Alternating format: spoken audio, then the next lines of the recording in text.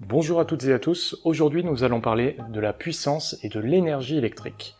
Jusqu'à présent en électricité, au niveau 5e et au niveau 4e, on vous a parlé de la tension électrique en volts et de l'intensité du courant électrique en ampères.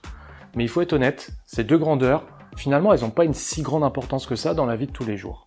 Par exemple, quand vous achetez une lampe dans le commerce, vous allez avoir des informations en watts. Les watts, ça correspond à la puissance électrique, c'est l'unité de la puissance. Alors j'en vois déjà certains parmi vous qui vont s'offusquer en se disant mais du coup pourquoi on a passé 3 mois en 4e à parler de la tension et de l'intensité? C'est parce qu'en fait pour avoir la puissance électrique, on a forcément besoin de connaître la tension électrique et l'intensité du courant électrique. Pour bien comprendre ça, voici une illustration qui montre un chargeur d'ordinateur portable. On voit en fait, si on regarde un petit peu plus précisément, qu'il y a des informations avec marqué W, donc ça c'est la puissance électrique en watts, des informations en volts et des informations en ampères. Donc en volts c'est la tension, en ampères c'est l'intensité du courant. Donc là si on résume par rapport aux valeurs qui sont écrites, il y a marqué donc que la puissance vaut 135 watts. Ensuite si on regarde au niveau des tensions, c'est plutôt la tension en sortie qui nous intéresse puisque un chargeur va délivrer un certain courant électrique, une certaine tension à l'ordinateur portable. Donc finalement on va avoir une tension de 20 volts et une intensité du courant de 6,75 ampères. La question qu'on pourrait se poser maintenant, c'est quelle est la relation en fait entre la puissance électrique, la tension et l'intensité du courant. Ça peut pas être U plus I pour obtenir la puissance parce que 20 plus 6,75 ça donne absolument pas 135. Ça peut être encore moins U moins I. 20 moins 6,75 c'est encore plus éloigné de 135 watts. Donc il ne nous reste plus que deux possibilités, U fois I ou U divisé par I. Donc là en l'occurrence, c'est en faisant 20 fois 6,75 que finalement on arrive à retrouver la puissance de 135 watts. Ça veut dire que du coup, la relation que vous devez impérativement connaître entre la puissance, la tension et l'intensité du courant électrique, c'est P égale U fois I. Donc le symbole de la puissance c'est la lettre P majuscule, son unité c'est le watt, ensuite grand U c'est la tension en volts et grand I c'est l'intensité du courant en ampères. Si jamais vous avez besoin de plus d'informations sur la notion de tension électrique et sur la notion d'intensité, sur ma chaîne justement, il y a déjà des vidéos là-dessus, sur la tension et sur l'intensité, estampillées plutôt au niveau 4e, mais n'hésitez pas à les consulter si besoin. Donc jusqu'à maintenant, on a parlé de la puissance électrique en watts, mais il faut savoir que quand il s'agit par exemple d'estimer sa consommation électrique, on n'utilise absolument pas le watt ou le kilowatt, on utilise le kilowatt-heure. Le kilowattheure, comme son nom l'indique, ça fait intervenir en fait la puissance d'un appareil, exprimé en kilowatts, et le temps de fonctionnement exprimé en heures. Donc c'est une unité qui est particulièrement adaptée pour la vie de tous les jours. C'est pour ça que votre consommation électrique dans la vie de tous les jours, elle est estimée en kilowattheure. Le kilowattheure est une unité d'énergie électrique.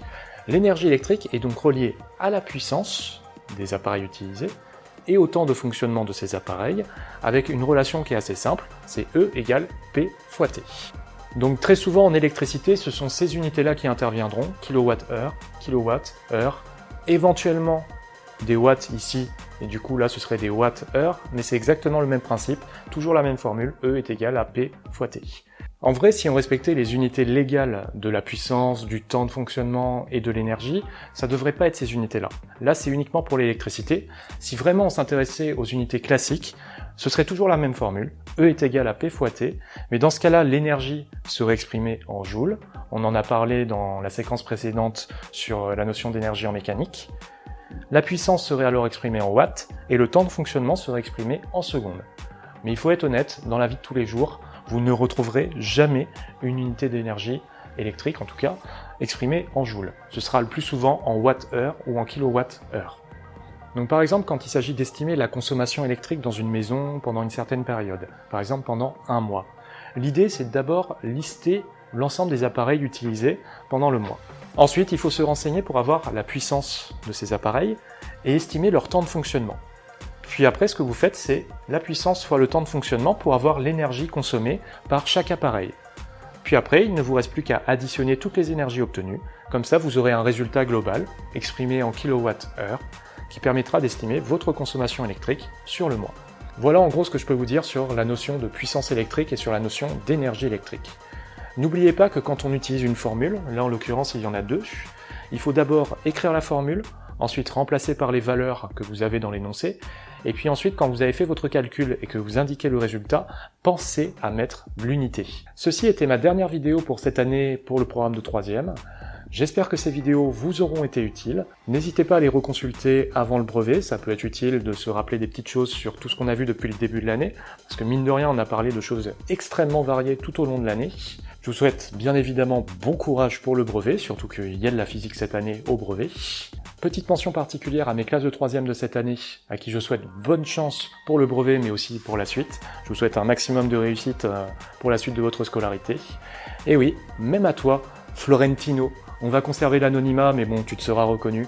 Merci à toi pour avoir effacé si brillamment le tableau quand c'était nécessaire. Je vous souhaite bon courage dans vos révisions et je vous dis peut-être à bientôt pour de prochaines vidéos. Ciao!